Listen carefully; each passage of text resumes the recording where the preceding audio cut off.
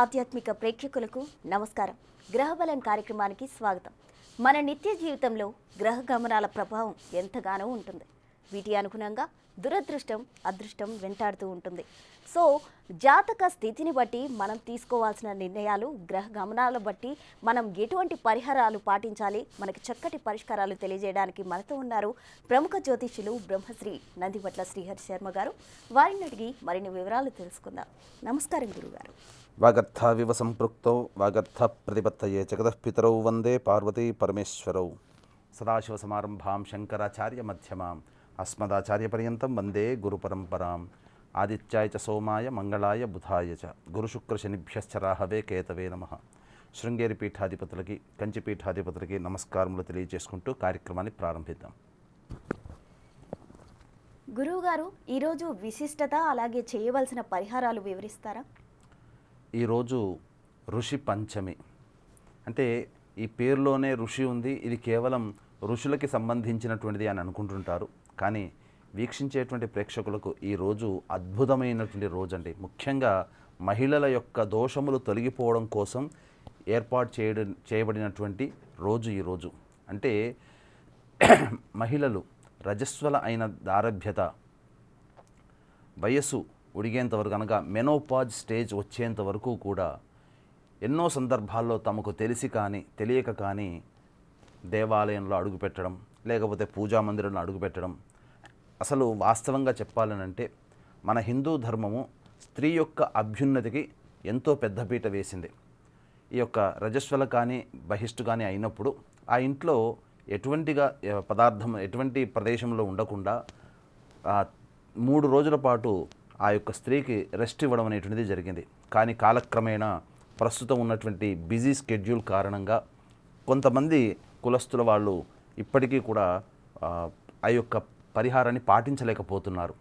అది వివిధ కారణాలు, కుటుంబ కారణాలు, ఆచార వ్యవహారాలు. కానీ సాంప్రదాయ కుటుంబాలు కొన్ని ఇప్పటికీ కూడాను ఈ రోజు వరకు కూడా పాటిస్తున్నాయి. కాబట్టి ఇవి ఎవరి కోసం చేయబడినది? రజస్వల అయినటువంటి దారభ్యత అనగా బాలికగా ఉండి కన్యగా అయినటువంటి సందర్భం నుంచి మెనోపాజ్ స్టేజ్ వచ్చేంత వరకు కూడా ఉండేటువంటి ఈ యొక్క ఏదైనా ప్రదేశంలో తిరిగినా, ఎవరినైనా ముట్టుకున్నా, అలాగే తన అత్తగారిని కానీ తల్లిగారిని కానీ ఏదైనా కానీ కోపంలో కానీ ఏ విధంగానైనా దూషణ చేసినా వీటన్నిటికీ కూడాను పరిహారంగా ఈ యొక్క ఋషి పంచమి రోజున చక్కటి కార్యక్రమం అనేటువంటిది ఉంటుంది.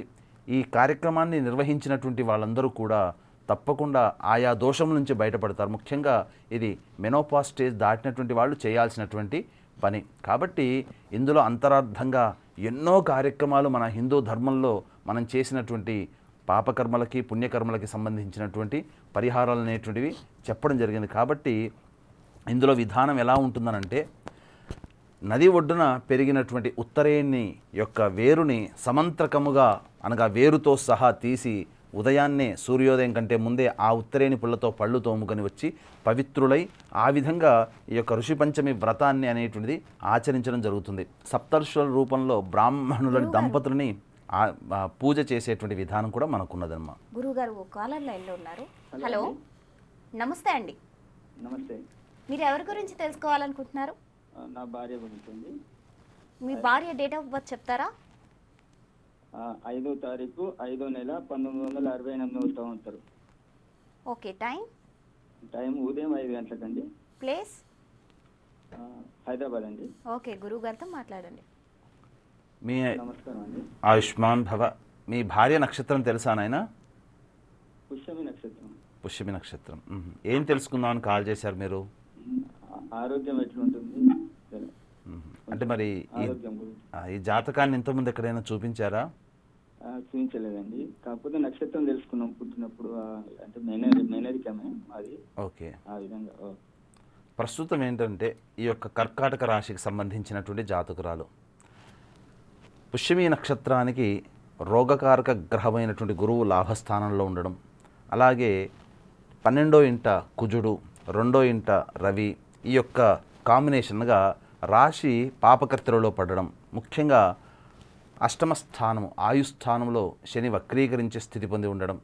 ఈ కారణం చేత ప్రధానంగా మరియు శని ఇప్పుడు ప్రస్తుతం వక్రీకరించే స్థితి పొంది ఉన్నాడు. కాబట్టి ఆరోగ్యాన్ని చాలా జాగ్రత్తగా కాపాడుకోవాలి. ముఖ్యంగా అంటే టెస్టులు అనేటువంటి చేయించారా నాయన? కొంచెం కీళ్ళ నొప్పులు ఉండే, దాని గురించి ఏనాయన వినబడట్లేదండి. కీళ్ళ నొప్పులు ఉండే. ఓకే. దాని గురించి మందులు వాడుతుంది. కొంచెం తక్కువ ఉంది, చాలా తక్కువ ఉంది. ఓకే. ఎందుకనంటే జాతకంలో రక్త సంబంధమైనటువంటి దోషము కనబడుతుంది నాయన. అంటే ఇక్కడ ఏంటనంటే ఇక్కడ మీకు అమ్మాయి యొక్క జాతక రీత్యా తత్వాన్ని తెలుసుకోవాలి మీరు. ఏంటనంటే శని మోకాలి నుంచి పాదాల వరకు ఆధిపత్యం వహిస్తాడు. రక్తంలో ఉన్నటువంటి దోషములని ఇచ్చేటువంటి వాడు శని భగవానుడు. కాబట్టి కీళ్ళ నొప్పులు, ముఖ్యంగా శని ప్రభావం ఎవరి జాతకంలోనైతే ఉంటుందో కీళ్ళ నొప్పులు అనేటువంటివి ఖచ్చితంగా వస్తాయి. రక్తహీనత అనేటువంటిది ఉంటుంది. కాబట్టి మీరు మీ ఆవిడ యొక్క జాతకరీత్యా మీరు ఈ పరిహారం చెబుతాను, చక్కగా చేయండి. ప్రతిరోజు కూడా రావి చెట్టు చుట్టూ నారాయణాయ నమః అంటూ 27 ప్రదక్షిణలు చేసి తూర్పు వైపు విష్ణు అష్టోత్తరం పారాయణం చేయండి. ఇక ఈ యొక్క 11 శనివారాల పాటు ఈ విధంగా ఒక 27 రోజుల పాటు చేయండి. కానీ 11 శనివారాల పాటు నవగ్రహాల చుట్టూ శివాయ నమః అంటూ 27 ప్రదక్షిణలు చేసి శనికి తైలాభిషేకం జరిపించండి. మరియు శనివారం రోజున ఉదయం 6 to 7, మధ్యాహ్నం 1 గంట to 2 మధ్య కాలంలో శనిహోర ఉంటుంది. ఈ శనిహోరలో శనికి సంబంధించినటువంటి ప్రీతికరమైనటువంటి పనులు కనుక చేసినట్లయితే ఆ యొక్క దోషం తొలగిపోతుంది. ఎందుకంటే వీక్షించేటువంటి మన బిగ్ టీవీ ప్రేక్షకుల్లో చాలామందికి మోకాళ్ళ నొప్పులు అనేటువంటివి సర్వసాధారణమైపోయాయి. కారణాలు తెలియవు. ఎన్ని మందులు వాడినా ఆ సమయానికి మాత్రమే ఆ యొక్క ఫలితం కనబడుతుంది, కానీ దీర్ఘకాలికంగా ఫలితం కనబడదు. అంటే దీంట్లో అర్థం ఏంటంటే వీక్షించేటువంటి ప్రేక్షకులు కూడా గమనించుకోవాలి. మనం ఏ మందు తీసుకున్నా ఆ మందు మన బాడీ, అంటే మనకు సైన్సే చెప్పబడింది, మన బాడీ ఒక 70% మాత్రమే ఆ మందు యొక్క ఫలితాన్ని అబ్జర్వ్ చేసుకుంటుంది. 30% అంతా కూడాను వేస్టేజ్ రూపంలో వెళ్ళిపోతుంది. కాబట్టి ఆ వెళ్ళిపోయినటువంటి 30% కూడా దేవతానుగ్రహాన్ని పొంది వైద్యము కనుక చేసుకున్నట్లయితే ఆ 30%లో 20% మళ్ళీ మనకు రివర్స్ వస్తుంది. తద్వారా ఓన్లీ 10% మాత్రమే మనకు వేస్టేజ్ రూపంలో పోతుంది, టాయిలెట్ రూపంలో. కాబట్టి పూర్వకాలంలో ఈ మంత్ర పరిహారంతో పాటు వైద్యాన్ని కూడా చక్కగా అవలంబించేవారు.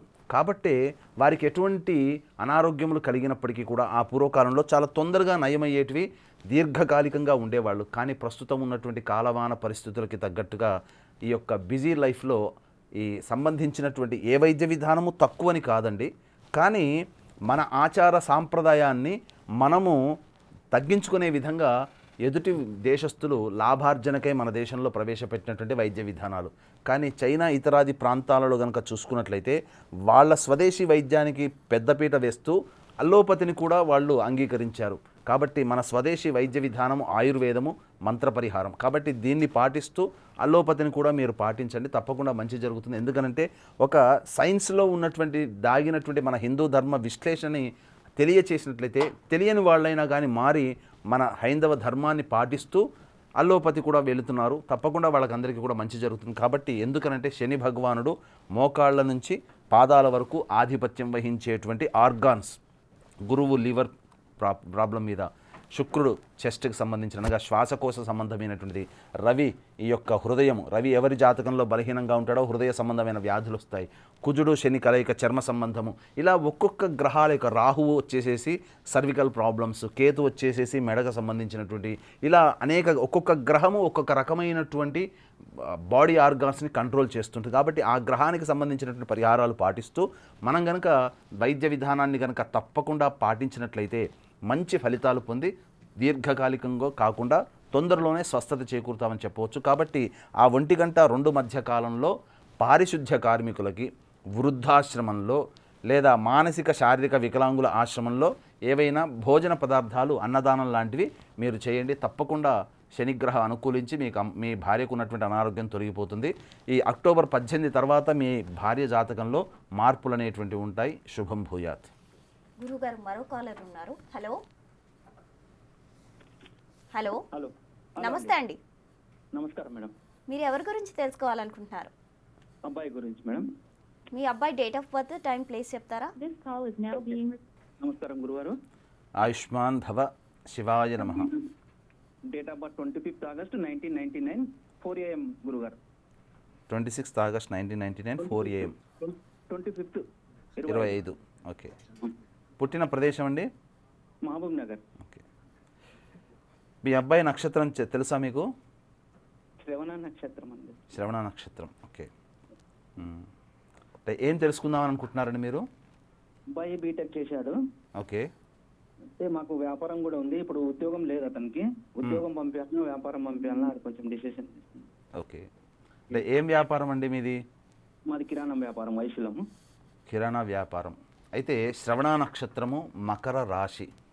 ప్రస్తుతం ఏలిన నాడి శని ప్రభావంలో మీ యొక్క అబ్బాయి జాతకం ఉంది. ఇంకొక 8 నెలలు గడిచిందనంటే ఆ యొక్క ఏలినాడు శని దోష ప్రభావం కూడా తొలగిపోతుంది. పైగా మకర రాశికి ఇప్పుడు కిరాణా సామాన్ అనేటువంటిది మీరు చెప్పారు, అంటే కిరాణా జనరల్ స్టోర్ లాంటిది. అంటే ఏంటి? ఫుడ్కి సంబంధించినటువంటి ఐటమ్స్ అన్నీ కూడాను మీరు అమ్మేటువంటి వ్యాపారం. అయితే ఇక్కడ గమనించాల్సింది ఏంటంటే రాశికి తృతీయ వ్యయాధిపతి గురువు, శ్రవణ నక్షత్రం. కాబట్టి ఇప్పుడు ఈ అబ్బాయి గురు మహాదశలో ఉన్నాడు. అంటే శ్రవణ నక్షత్రం ఎన్నో పాదం అండి? మొదటి అంత ఐడియా లేదు గురుగారు.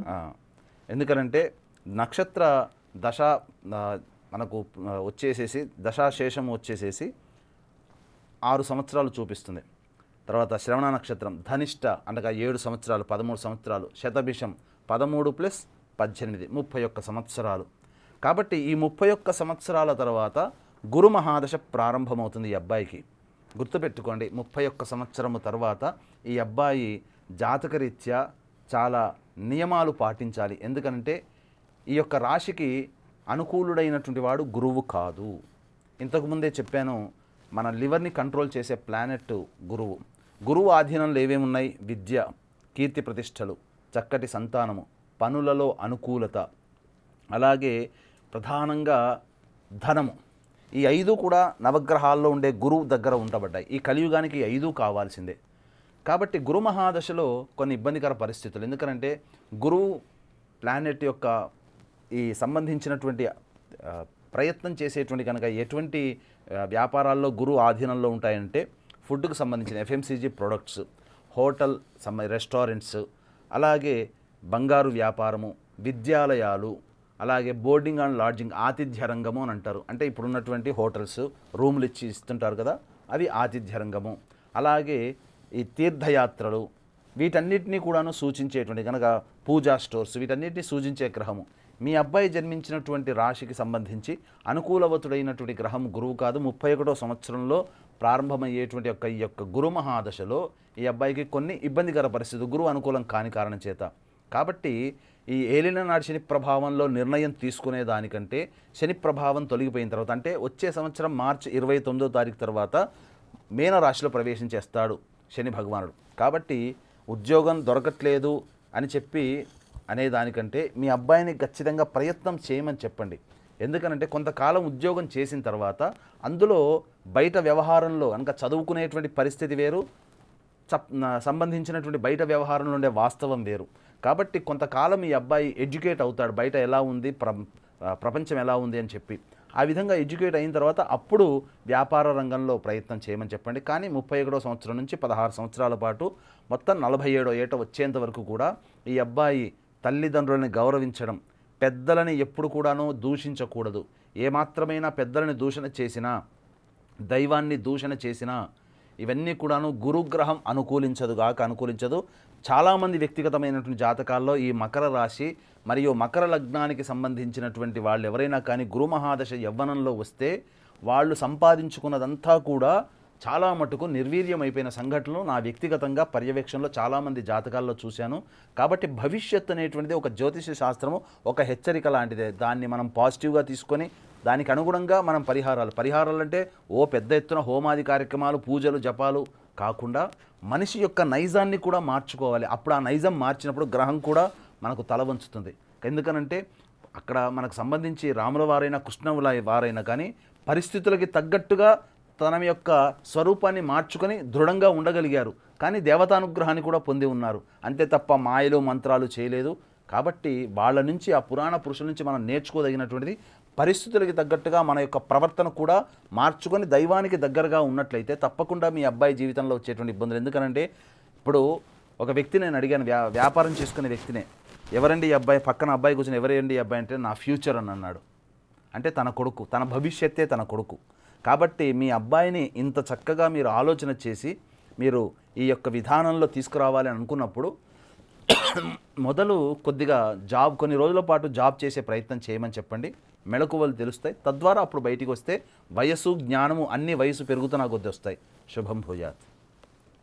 గురువుగారు, ఈ నెల 18న చంద్రగ్రహణం అంటున్నారు. అంటే ఇది భారతదేశంలో ఎంత ప్రభావం చూపిస్తుంది, అలాగే ఏ ఏ దేశాలకు ఎఫెక్ట్ అయ్యే అవకాశం ఉంది? సెప్టెంబర్ 18వ తారీఖు రోజున పూర్వభాద్ర నక్షత్రము 4వ పాదం. ఆ సమయంలో ఉదయం 6:11 నుంచి 11:17 వరకు మన భారతదేశ కాలమానానికి సరిపోయే విధంగా ఈ యొక్క చంద్రగ్రహణం ఉన్నది. అయితే ఈ చంద్రగ్రహణం అనేటువంటిది మన భారతదేశంలో కొన్ని ప్రాంతాలు, అంటే ముంబై ఇతరత్ర, ఆ ముంబై రాజధానికి అనుకొని ఆ విధంగా ఇలా కొన్ని ప్రాంతాలలోనే, ఆ ముంబై మన భారతదేశ చిత్రపటం కనుక చూసినట్లయితే ముంబై మనకు సముద్ర తీరం పక్కన ఉంది, అరేబియా సముద్ర తీరం. కాబట్టి ఆ ముంబైని ఆనుకొని ఈ విధంగా వెళుతుంది. కాబట్టి కొన్ని ప్రాంతాలు మన భారతదేశంలో కొంతమంది నివసిస్తున్నటువంటి వాళ్ళకి మాత్రమే ఆ యొక్క చంద్రగ్రహణ ప్రభావము, దృశ్యము మన భారతదేశంలో కనబడుతుంది. కానీ ఈజిప్ట్ నగరం, south America, north America, America మొత్తంలో ఉన్నటువంటి రాష్ట్రాలు అన్నీ కూడా, అలాగే సౌత్ ఆఫ్రికా మరియు అట్లాంటికా, అంటార్కిటికా, ఈ యొక్క ప్రాంతాలలో ఈ యొక్క సెప్టెంబర్ 18వ తారీఖు రోజున ఏర్పడుతుంది. అమెరికా దేశంలో నివసిస్తున్నటువంటి వాళ్ళకైతే మధ్యరాత్రి 12:41 నుంచి అదే తెల్లవారుజామున 4:47 వరకు ఈ యొక్క చంద్రగ్రహణ దోష ప్రభావం ఉంటుంది. అయితే చంద్రగ్రహణము ఆ రోజున ఉత్తరాభాద్ర నక్షత్రము మొదటి పాదంలో ఏర్పడుతుంది. కాబట్టి ఏది ఏమైనప్పటికీ కూడా చంద్రగ్రహణం అనేటువంటిది మన భారతదేశంలోనైనా అలాగే ఇతర దేశాల్లోనైనా మీనరాశిలోనే సంభవిస్తుంది. కాకపోతే ఇక్కడ వీక్షించేటువంటి బిగ్ టీవీ ప్రేక్షకులు గమనించాల్సినటువంటి అంశం ఏంటంటే, మన భారతదేశంలో ఈ యొక్క చంద్రగ్రహణం ప్రభావము అంటే కనపడదు కాబట్టి నియమాలు పాటించాల్సిన అవసరం లేదు. నియమాలంటే ఏంటి? గ్రహణం ప్రారంభమయ్యే 2-3 గంటల ముందున ఎటువంటి భోజనం చేయకపోవడము, దైవనామ స్మరణ చేసుకుంటూ ఉండడము, అలాగే గర్భవతులు గ్రహణాన్ని చూడకపోవడము, ఇవి నియమాలు. కానీ ప్రకృతిలో సంభవించేటువంటి గ్రహణాల యొక్క ప్రభావము అనేటువంటిది భారతదేశమే కాదు, సమస్త భూప్రపంచంలో ఉన్నటువంటి మానవాళిని ప్రభావితం చేస్తుంది. ఎందుకనంటే ఒకే నెలలో 2 గ్రహణాలు అనేటువంటివి సంభవిస్తున్నాయి. కాబట్టి దీన్ని దృష్టిలో పెట్టుకొని సరైనటువంటి విధానముగా పరిహారాలు అనేటువంటివి పాటించుకోవాలి. కాబట్టి ఆ యొక్క దేశాలలో ఉన్నటువంటి వారు తగు అప్రమత్తతగా ఉన్నట్లయితే, మంచి పరిహారాలు చేసుకున్నట్లయితే తప్పకుండా ఆ యొక్క దోషం నుంచి బయటపడతారు. మన భారతదేశంలో కనిపించకపోయినప్పటికీ ఆ గ్రహణ సమయము ప్రభావవంతమైంది కాబట్టి మీ ఇష్టదేవతారాధన ఆ గ్రహణ సమయంలో కనుక చేసుకున్నట్లయితే మంచి ఫలితాలు పొందుతారని చెప్పవచ్చు. గురుగారు, మరో కాలర్ లైన్లో ఉన్నారు. హలో హలో మేడం చెప్పండి. నమస్తే అండి, మీరు ఎవరి గురించి తెలుసుకోవాలనుకుంటున్నారు? మా పాప గురించి అండి. ఓకే, గురువు గారితో మాట్లాడండి. మాట్లాడండి నాయన. నమస్కారం సార్. ఆయుష్మాన్ భవ, శివాయ నమః. అమ్మాయి యొక్క నక్షత్రం తెలుసా అండి మీకు? పాపది మూలా నక్షత్రం అండి, 3వ పాప. ఓకే, అంటే ఏం తెలుసుకుందామని అమ్మాయి జాతకరీత్యా? అంటే మ్యారేజ్ విషయంలో ఉద్యోగం సరైనది లేదు, మ్యారేజ్ కూడా సరైన మ్యారేజ్ లేదు అనుకుంటాను. డేట్ ఆఫ్ బర్త్ ఒకసారి చెప్పండి అమ్మాయిది. 25/1/98 అండి. 25/1/98. టైం అండి? రాత్రి 7:10 నైట్. రాత్రి 7:10. పుట్టిన ప్రదేశం అండి? విజయనగరం అండి. విజయనగరం. అంటే ఈ అమ్మాయి జాతకాన్ని ఇంతకుముందు ఎక్కడైనా చూపించారా మీరు? ఏం లేదు సార్. ఓకే. మూలా నక్షత్రం 3వ పాదం. సమయం సందర్భం వచ్చింది కాబట్టి చెప్తున్నాను. మూలా నక్షత్రం 3వ పాదంలో జన్మించినంత మాత్రాన ఏ దోషము లేదండి. వీక్షించేటువంటి బిగ్ టీవీ ప్రేక్షకులు కూడా మూలా నక్షత్రంలో అమ్మాయి జన్మించినటువంటి అమ్మాయిని చేసుకున్న మామగారికి గండమని, ఆశ్లేష నక్షత్రంలో అమ్మాయి కానీ అబ్బాయి కానీ చేసుకుంటే, అల్లుడిగా చేసుకుంటే అత్తకి గండం అని చెప్పి ఇదేదో ట్వింకిల్ ట్వింకిల్ లిటిల్ స్టార్ అనేటువంటి యొక్క రైమ్స్ చదువుకుంటారు కదా. మూల అంటే మామ, ఆశ్లేష అంటే అత్త, మా అమ్మ ఇట్లా ఉంటుంది కదా, ఇలా అనుకుంటుంటారు. వాస్తవానికి మూలా నక్షత్రము సరస్వతీదేవి నక్షత్రము. పైగా బ్రహ్మ ఏర్చి కూర్చి సృష్టిని ప్రారంభించి నక్షత్రము ఈ మూలా నక్షత్రము. అందుకే సృష్టికి మూలమైంది కాబట్టే మూలా నక్షత్రం. ఇంత దివ్యమైనటువంటి భవ్యమైనటువంటి నక్షత్రంలో పుట్టినటువంటి వాళ్ళని చాలామంది అపవాదు పెట్టుకొని ఈ మూల నక్షత్రంలో జన్మించిన అమ్మాయి అంటే ఫోన్ పెట్టేసేస్తున్నారు. చాలామంది తల్లిదండ్రులు మా దగ్గరకు వచ్చి కంప్లైంట్ చేసిన సందర్భాలు. కాబట్టి మూల నక్షత్రంలో మొదటి పాదంలో జన్మించి మొదటి ఘడియలలో మొదటి పాదం ప్రారంభమైనప్పుడు మొదటి ఘడియలలో అది కూడా మంగళ శనివారాలు మరియు యోగములు కరణములు అనేవి ఉంటాయి. విష్టీకరణము, యోగము, దుర్ముహూర్తము లేదా వర్జము ఇలాంటి ఉన్నప్పుడు అన్నీ కలిసినప్పుడు జన్మించిన అమ్మాయి వల్ల ఇబ్బంది ఉంటుంది తప్ప మూలా నక్షత్రంలో మొదటి ఘడియ 24 నిమిషాలు దాటిన తర్వాత ఇంకా ఏ పాదంలో జన్మించినా దోషం లేదండి. కాబట్టి దయచేసి ఇటువంటి భావనని వీక్షించేటువంటి బిగ్ టీవీ ప్రేక్షకులు తప్పించుకోండి. ఎందుకనంటే మనకు ఎంత మంచి చెప్పినా ధైర్యం ఇచ్చినా ఒక చెడు ఒక భయం అనేది పెడితే ఆ భయం మనిషిని వెంటాడుతుంది. మన యొక్క వీక్నెస్ అది. కాబట్టి మన మనస్సుని అంత వీక్గా చేసుకోకండి. తప్పకుండా ఇక్కడ మూలా నక్షత్రం ఈ అమ్మాయిదన్నారు, వివాహ ప్రయత్నాలు చేస్తున్నారు. అయితే వివాహం 7 అయితే వద్దు అని చెప్పేటువంటిది 6వ స్థానం. ప్రస్తుతం రాశినాథుడైనటువంటి గురువు 6వ స్థానంలో స్థితి పొంది ఉన్నాడు. అలాగే శుక్రుడు 9వ స్థానంలో స్థితి పొంది ఉన్నాడు. అయితే వివాహానికి అనుకూలమైనటువంటి పరిస్థితి ఎప్పుడు వస్తుంది? ఈ అమ్మాయి జాతకరీత్యా వచ్చే సంవత్సరం ఉగాది నుంచి మళ్ళీ 2026వ సంవత్సరం ఉగాది లోపల ఈ అమ్మాయికి చక్కగా వివాహం అవుతుంది. మరి ఇప్పటికి వివాహం లేదా, ప్రయత్నాలు చేయనవసరం లేదా, అప్పుడే చేసుకోవాలని అంటారు. అంటే ఇక్కడ గమనించాల్సిన అంశం ఏంటంటే పంట చేతికొచ్చేటువంటి సమయము ఒకానొక సమయం ఉన్నప్పుడు చేతికొచ్చే సమయంలో పంట వేస్తానంటే కుదరదు కదా. పంట వేసిన తర్వాత పైరు రావాలి, తర్వాత అలాగే మొక్కలు ఎదగాలి, పుష్పించాలి, ఫలాలు రావాలి, అప్పుడే కదా చేతికొచ్చే సమయం. కాబట్టి వివాహం అయ్యే సమయం అన్నప్పుడు ఇప్పటి నుంచి మీరు ప్రయత్నం చేయడంలో తప్పులేదు. చక్కగా ప్రయత్నాలు చేయండి. వివాహము అనంటే ఇక్కడ అర్థం చేసుకోవాల్సింది తాళి కట్టేటువంటిది లేదా జీలకర్ర బెల్లం పెట్టేటువంటిది కాదు. పూర్వకాలంలో వివాహం అయిన తర్వాత అమ్మాయి ఖచ్చితంగా వివాహమైన వెంబడే అత్తగారింటికి కాపురానికి వచ్చేది. కానీ ప్రస్తుతం ఉన్నటువంటి కాలమాన పరిస్థితుల్లో ఇద్దరూ జాబులు చేస్తున్న వాళ్ళు. కాబట్టి వివాహం అంటే కలిసి దాంపత్యంలో ఉండేటువంటి రోజు నుంచి వివాహం అనేటువంటిది లెక్క. అది వేడుక ఏంటంటే it's officially living together each other అని చెప్పి మనం అనౌన్స్ చేసే ఒక వేడుక. 10 మందికి సమాజంలో వీళ్ళిద్దరూ మేమందరం తల్లిదండ్రులము, స్నేహితులు, బంధువులు, మీరు అంగీకరిస్తున్నారు, వీళ్ళిద్దరూ కలిసి జీవించడానికి మేము అంగీకరిస్తున్నామని చెప్పుకునే వేడుక వివాహ. అందుకే ఒక ముహూర్తం ఇవన్నీ చూడడం జరిగింది. కాబట్టి వివాహము అనంటే కలిసి జీవించేటువంటిది. కాబట్టి మీ అమ్మాయి యొక్క జీవితం జాతకరీత్యా లేదా చేసుకునే అబ్బాయి యొక్క వ్యక్తి యొక్క జాతకరీత్యా యోగం అనేటువంటిది ఉన్నప్పుడు ఫిబ్రవరిలో వివాహమైన ఈ అమ్మాయి కలిసి కాపురం అల్లుడితో చేసేటువంటిది మార్చి తర్వాత అనేటువంటిది ఉంటుంది. కాబట్టి ప్రయత్నాలు చేయండి, వివాహం కుదురుతుంది. దీనికి సంబంధించిందల్లా గురువారం రోజున దత్తాత్రేయ చరిత్ర పారాయణం ప్రారంభించి బుధవారానికి సమాప్తం చేయండి. ఈ విధంగా ఒక 16 పారాయణాలు చేయండి. అలాగే ప్రతి సోమవారము మరియు శుక్రవారము శివాయ నమః అంటూ రావి చెట్టు చుట్టూ 27 ప్రదక్షిణలు చేసి ఆ యొక్క ఈశ్వరుడికి పటిక బెల్లం, తినే పటిక బెల్లంని పొడిగా చేసి ఆ పొడిని నీటిలో వేసి ఆ నీటితో ఈశ్వరుడికి అభిషేకము జరిపించి గన్నేరు పూలు, మల్లెపూలతో అర్చన జరిపించండి. ఈ విధంగా 21 సోమ శుక్రవారాల పాటు చేయండి. తప్పకుండా ఈ అమ్మాయి జాతకరీత్యా ఉన్నటువంటి దోషములు తెలిపై చక్కటి యోగవంతుడైనటువంటి వరుడు లభిస్తాడు. శుభం భూయాత్. గురువుగారు, మా బిగ్ టీవీ ప్రేక్షకులకు చక్కటి పరిష్కారాలు తెలియజేసినందుకు ధన్యవాదాలు. సర్వం శ్రీ ఉమామహేశ్వర పరబ్రహ్మార్పణమస్తు. చూశారు కదండి, ఇది ఇవాల్టి గ్రహబల కార్యక్రమం. రేపటి కార్యక్రమంలో మళ్ళీ కలుద్దాం. అంతవరకు చూస్తూనే ఉండండి బిగ్ టీవీ.